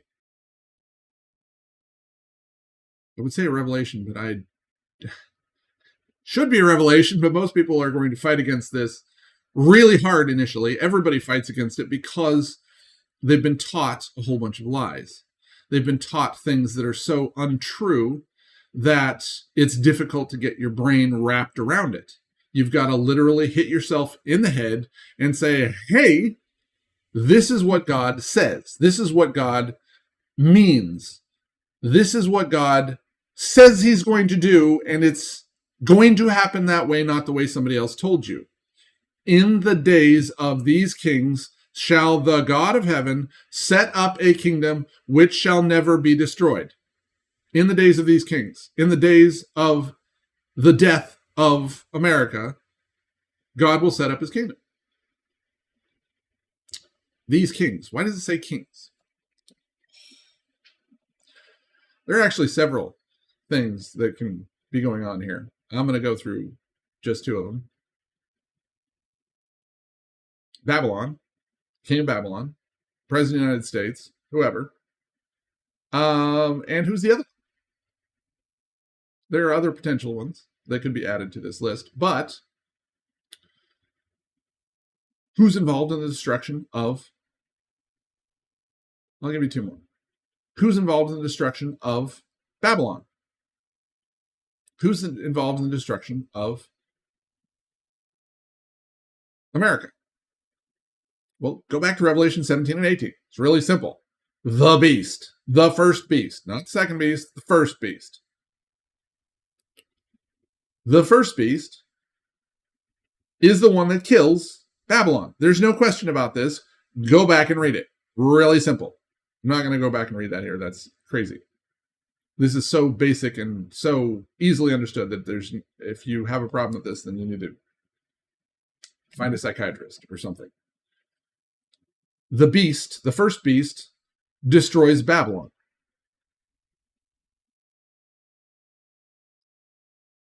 So, is the beast a king? Yeah, he kind of is. And he's the one that actually destroys America. He's the one that actually comes in with all the armies and sacks this country. So God's kingdom is set up in the days of the last king of Babylon, the last ruler of Babylon, and in the days that the ruler that kills Babylon, that's another one. He's another king. The third king would be, the third easy one to see here would be the first of the two witnesses. And while you don't see that in this context, there is so much more context. Would be the first of the two witnesses, who is a king and a priest. Just like the second of the two witnesses, who is a king and a priest. And just like a lot of other people who are kings and priests in the kingdom of God. So this is general, what God considers to be a king is a whole different thing than what men consider to be kings. So the prophet of the end time, the first of the prophets of the end time, the first of the two witnesses is, in God's view, a king. So you may not view him that way, but that's how God views him. So I'm adding that in there just right quick. There are other kings that can actually fit in this scripture, but the primary ones are the ones we're talking about. Okay. So, I'm going to read 44 again. And in the days of these kings shall the God of heaven set up a kingdom which shall never be destroyed, and the kingdom shall not be left to other people. The kingdom shall not be left to other people. Whoa. Why did he say that? The kingdom shall not be left to other people. The people who are on site at the destruction of Babylon, who are the Ezekiel's hem, the people who have had to stand up and say, hey, I'm not going to deny God. I'm going to stand up and be a pillar in the temple of my God. These people are the same people where God's kingdom will start. It's not going to be 20 or 30 or 50 years later. These people are not going to be dead. They're going to be alive, and they're going to be in God's kingdom, and the kingdom will not be left to other people. The ones who deserve to be in God's kingdom initially are going to be in God's kingdom initially. So if you haven't been paying attention, how long does it take for Babylon to be destroyed? About like that. Why? Because God has set Babylon up to be destroyed quickly. Every description of the destruction of Babylon, all the way through all the scriptures I just mentioned, are all about Babylon being destroyed militarily very, very quickly. Thus, the time can be short. It doesn't have to be a long time. Babylon's going to die in a day, in a week, and a year. These are the metaphors that are used in the prophets. So know that it's going to be quick. And that shortly thereafter, in the days of these kings, God's going to set up his own kingdom very quickly. And if you read some of those scriptures, wow, they're pretty cool. Really cool. Trees just sprout up and grow. We have a plant of renown that God gives us for food. And we have a lot of different things happening. Water's coming up. And, there are just a variety of wonderful things that God's going to do very, very quickly when he brings his people back. And if you look at what he says about that, we'll send hunters and hunt for them and fishers and fish for them. And he will bring them out of the four corners of the world. And, there's a lot to it. And again, I'm not going to go into all that because I've done that ad nauseum in other places. So just know that this is part of this whole circumstance. And I'm going to go back and read 44 again because I got sidetracked again. Okay, 44. And in the days of these kings shall the God of heaven set up a kingdom which shall never be destroyed, but the kingdom shall not be left to other people, but it shall break in pieces and consume all these kingdoms, and it shall stand forever. Okay, that's what's going to happen. And for as much as you saw that the stone was cut out of the mountain without hands, and that it broke in pieces the iron and the brass and the clay and the silver and the gold, the great God has made known to the king what shall come to pass hereafter, and the dream is certain, and the interpretation thereof is sure.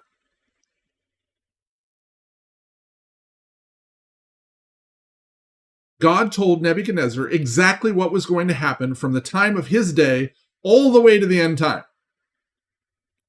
And the dream is certain, and the interpretation thereof is sure. This is not rocket science. It's important. It is really, really important. But it's not rocket science. This is relatively simple. And it's easily proven because there are lots of scriptures that talk about it. Not just these that we've gone over today, but lots and lots and lots. Ad nauseum, again, lots of scriptures. So, and even if you go back for even just a second and ask yourself, how many times does God say, leave Babylon? And where are we saved? In Babylon. It's literally ad nauseum. He said it so many times that it's unquestionable. God has said it so many, many times. So let's continue on. And, that was a mini version of When the Kingdom of God Begins, in a short version, and I may cut this out and use it for some other things. We'll see. Probably need to do it again in an even shorter fashion and leave out some of the history, but we'll see. Verse 46. Then the king Nebuchadnezzar fell upon his face and worshipped Daniel and commanded they should offer an oblation and sweet odors to him. Treat him like a god. Well, let's face it. What the guys up there above said is, nobody can tell you this except God. And then Daniel tells the king this, and his natural reaction is, okay, I got to appease this guy before he kills me. But Daniel was not God. Although Daniel will be God. Does everybody get that? Daniel will be God. That's our goal, to be God, not to replace God, but to be a part of him, to be part of his body, to be part of his temple, to be part of his kingdom. It's a godly kingdom, and we will all be God if we're in his godly kingdom. Or at least the upper crust. Anyway. The point is that we're trying to live forever. We're trying to inherit with God. Do we have to do anything to inherit with God? Yeah, quite a lot of things. We have to have faith, among other things. We have to believe that he says what he will do and that he's a rewarder of those that obey him.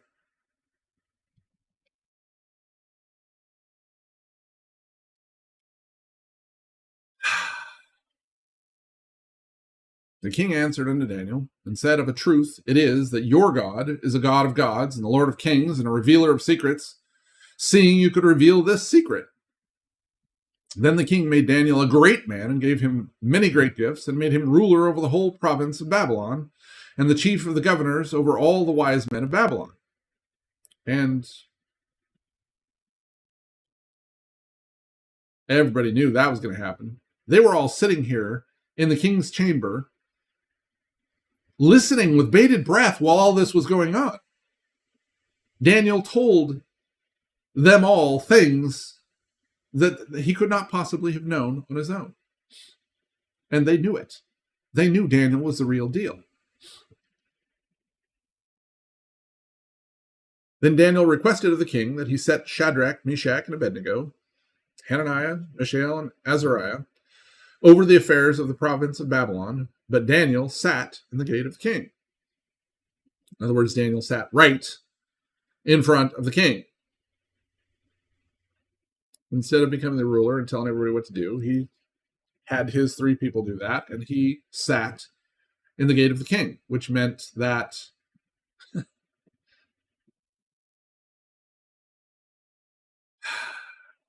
Daniel's amazing. Daniel's amazing. He sat in the gate of the king. And you're all thinking, why is he going on about this? Sat in the gate of the king? What's so important about that? Well, you got to realize how God thinks and what he does. When you look at the Messiah, and he's the door and the way and the truth and the life, he's the door into the temple. He's the door. He's the gate to God, the Father. That's where he is. Who are the people sitting right in front of him? In the gate of the king. The 2 witnesses, right there. Boom. They're sitting in the gate of the king. That tells you something about Daniel's position in the kingdom of God. Daniel is an important guy. And there are not many people at all in the end time who are going to sit ahead of Daniel in the kingdom. Some of the first shall be last, and the last shall be first. Some, not all. Daniel was pretty impressive. Okay, next chapter. Verse 3, or chapter 3. Nebuchadnezzar, the king, made an image of gold, whose height was 60 cubits, and the breadth thereof 6 cubits, and he set it up in the plain of Dura, in the province of Babylon. Now, 60 cubits. Does anybody know how high that is? That's 60 cubits. Cubit was, it varied. I don't know what the Babylonian cubit was, but. Yeah, it was at least 90. Right. Gold, 90 feet tall ish.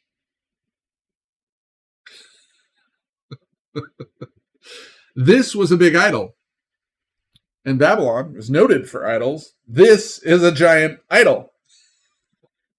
Solid gold. How do you get 90 feet of gold to hold itself up? This was massive. Massive. May not have been entirely made of gold, but even if it was just gold filled, it's still a massive amount of gold. I don't think it was. I think it was mostly gold. The breadth thereof 6 cubits. Cubits around 18 inches no matter what. It's typically the forearm kind of length. So 6 cubits is 9 feet across-ish. 9 to 12, depending upon who you're talking about. Some of the cubits are like 22 inches, I think. Or 20 inches, I can't remember. It doesn't matter. It's huge. Then Nebuchadnezzar the king sent to gather together the princes and the governors and the captains and the judges and the treasurers and the counselors and the sheriffs and all the rulers of the provinces to come to the dedication of the image which Nebuchadnezzar the king had set up. The king says, oh, well, I want to build this. I heard about this statue of gold, and, well, that's me. And now he's ready to set up his own idol. So he does. Then the princes and the governors and the captains and the judges and the treasurers and the counselors and the sheriffs and all the rulers of the provinces were gathered together under the dedication of the image that Nebuchadnezzar the king had set up, and they stood before the image that Nebuchadnezzar had set up.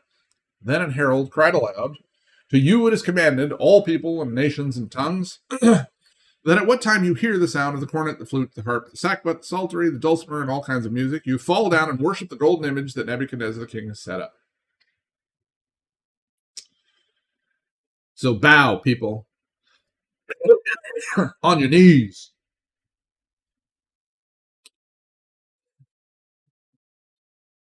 And one of the characteristics of Babylon is that it's syncretistic. They don't mind having all kinds of different gods. Let's have just a bunch of them. The difference between God's people and the rest of the people of Babylon is that God's people don't bow down and worship all the gods.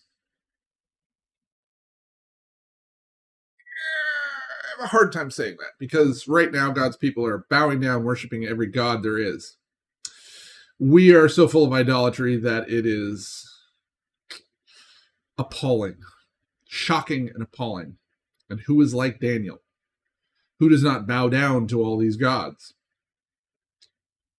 I haven't seen anybody being like Daniel, regardless of what they say. There's a lot of people out there that say and think that they are acting righteously. I haven't seen it. Sorry. And I haven't seen it in me, and I haven't seen it in anybody else. So we have to get to the point where we're willing to stand up and not bow down when we hear the cornet, and the flute, and the harp, and the sackbut, the psaltery, and the dulcimer, and all kinds of music. And right now, we fall down whenever we hear any music, and usually it has a nasty beat and some wiggle, and this and that everybody's just willing to roll with. I don't know what to say beyond. We got to stop that. We got to stop that. And in Babylon, particularly, we've got to get past this. So, and whoso falls not down and worships the same shall the same hour be cast into the midst of a burning fiery furnace. So, when you hear the cornet, and the flute, and the harp, and the sackbut, and the psaltery, and the dulcimer, and all kinds of music, you got to worship. And if you don't, we're going to throw you into a furnace. Therefore, at the time when all the people heard the sound of the cornet, the flute, the harp, the sackbut, the psaltery, and all kinds of music, all the people, the nations, and languages fell down and worshipped the golden image that Nebuchadnezzar the king had set up. Okay. Where is Daniel? Hananiah, Azariah, and Mishael? Where are they? somebody said, hey, we're going to set up an idol and we need to go check this thing out.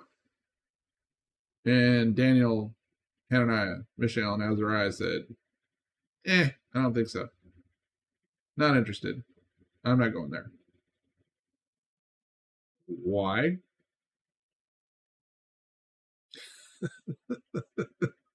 Because they're not stupid. They know you don't obey other gods. You don't bow down to other gods, except for the real God. Why would you bow down to a piece of gold or stone or anything else? So that's not the place for God's people to be, is in front of an idol. So why would they be there? Oh, because they were the rulers of the Babylonian province, and of course they were there. This is the most important thing the king's done in a long time. Of course they should be there, and absolutely they should be supporting the king. And yet they were mysteriously absent. Wherefore, verse 8, at that time certain Chaldeans came near and accused the Jews. Well, yeah, any chance you get to accuse your enemies is a good chance. You notice, though, that Daniel didn't have all of the rest of the wise men in Babylon killed after Nebuchadnezzar lifted him up. He could have. He could have said, all right, well, my dear king, it is time to clean house. You know, we've proven that we're the real deal and all these other guys were just liars. So let's just go ahead and kill a bunch of them. And you know, we won't have to deal with all this garbage anymore. Daniel could have done that. And I'm not entirely sure God would have objected.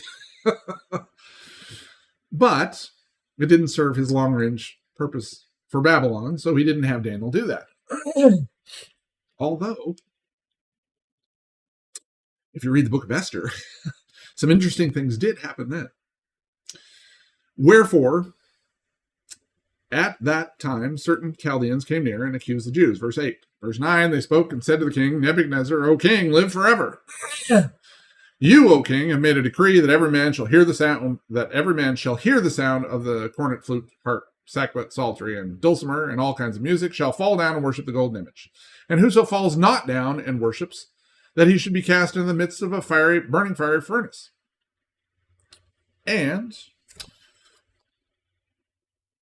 there are certain of the Jews whom you have set over the affairs of the province of Babylon, Shadrach, Meshach, and Abednego. These men, O king, have not regarded you.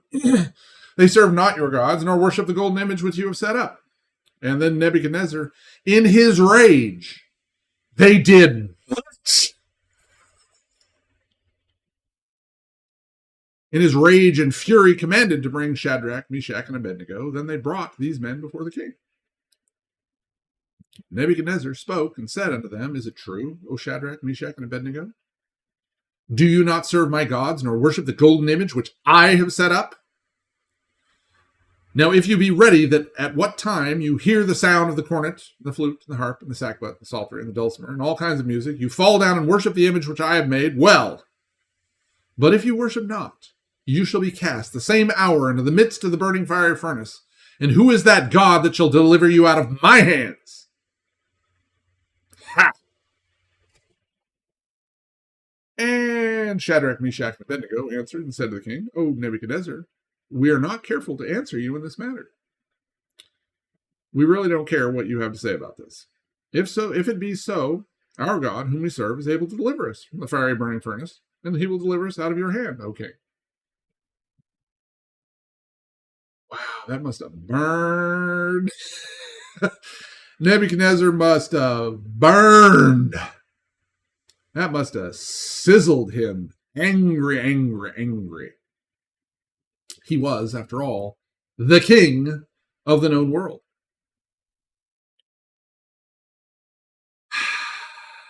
But if not, be it known unto you, O king, that we will not serve your gods, nor worship the golden image which you have set up. So, regardless, if God doesn't deliver us out of your hand, let it be known to you that we're still not going to worship your God. Don't care. We worship our God. Our God's real. You already have proof of that. We don't care. We'll die. Where is that attitude today?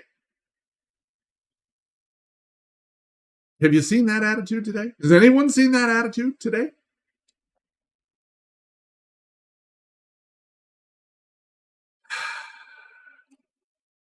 Not too common. Then was Nebuchadnezzar full of fury, and the form of his visage was changed against Shadrach, Meshach, and Abednego. He must have just about lost his stuffing. I mean, he was livid. Probably did that whole turn red in the face to the point where he actually got around back to it turning back to gray. And his countenance was blackened, I have no doubt. Therefore he spoke and commanded that they should heat the furnace 7 times more than it was wont to be heated, 7 times hotter than normal. And he commanded the most mighty men that were in his army to bind Shadrach, Meshach, and Abednego and to cast them into the burning fiery furnace. Then those men were bound in their coats, their hoses, and their hats, and their other garments. And I have this image of 15th century England, which just, I'm sure, was not even close to what they were dressed in. And they were cast in the midst of the burning fiery furnace. Therefore, because the king's command was urgent, and the furnace exceeding hot, the flame of the fire slew those men that took up Shadrach, Meshach, and Abednego. They tried to throw them in the fire and died in the process. These were the mightiest men in the Babylonian army.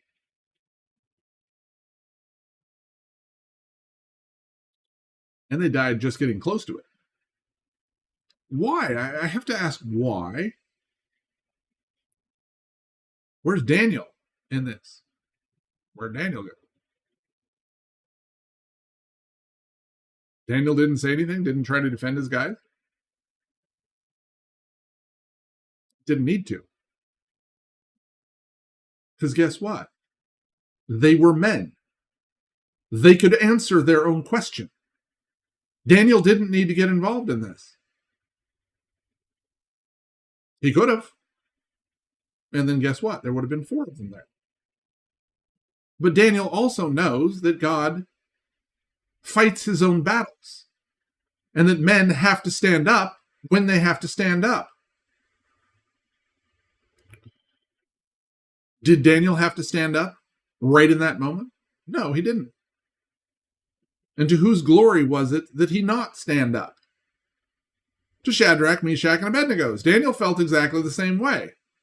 But Daniel could let Shadrach, Meshach, and Abednego stand on their own because guess what? He wasn't their controller. He wasn't their boss. He was their boss in a sort of way. But they were buddies. They were friends, equal, like we're supposed to be with each other. Can we stand up and let one of our people be killed without us getting involved? Yeah, we can. There are times when people become sacrifices, God's sacrifices, martyrs. Do we always have to stand up and try and steal their thunder? No, we don't.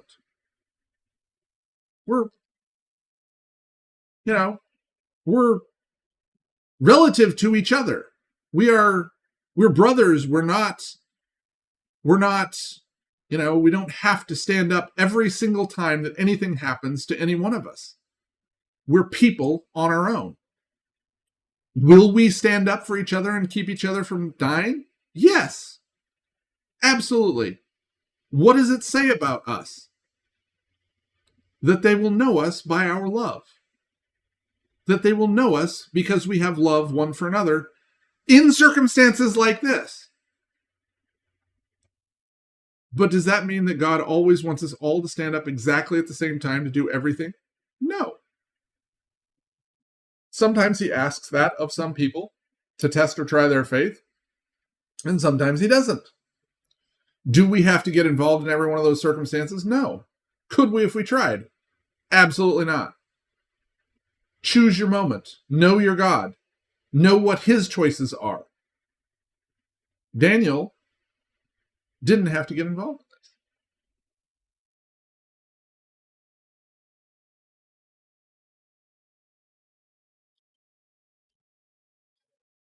Verse 22 again. Therefore, because the king's commandment was urgent, and the furnace exceeding hot, the flame of the fire slew those men that took up Shadrach, Meshach, and Abednego. They just died after impelling them forward.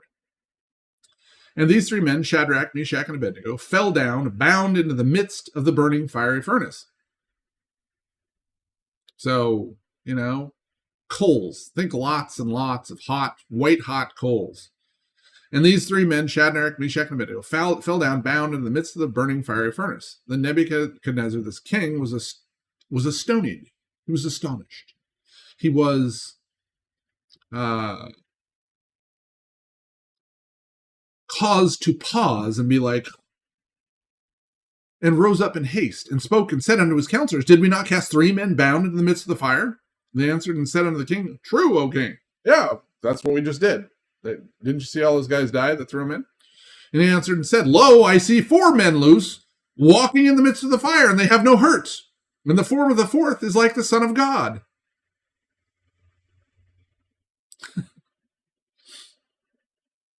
Wow. Pretty cool, don't you think? The form of the fourth is like the Son of God. Why would Nebuchadnezzar say that? Probably because he was brighter than everything else in there.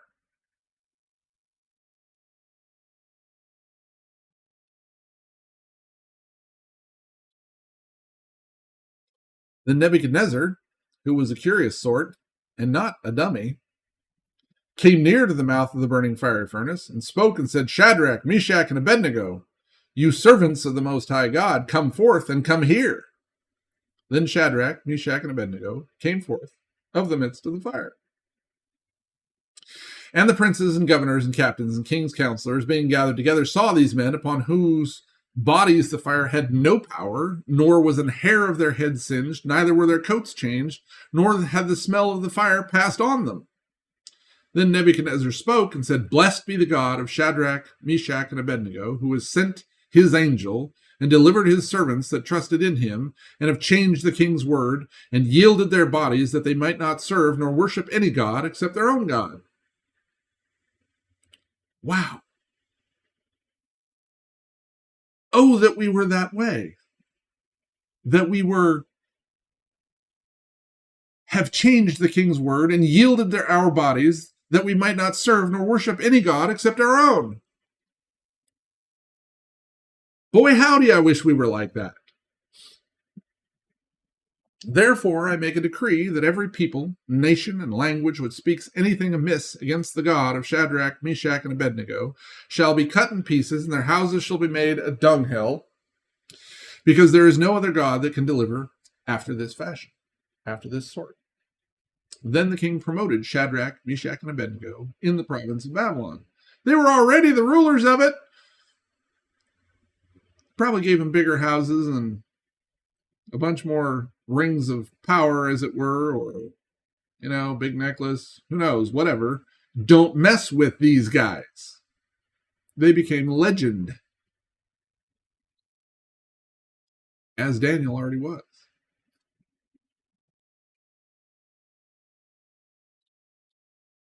Probably need to stop now. So I'm going to stop right there, I think, unless you guys have something different to say. I think we're Daniel 4 for next time.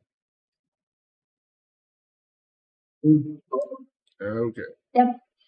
Everyone have a great rest of your Sabbath, and see you later.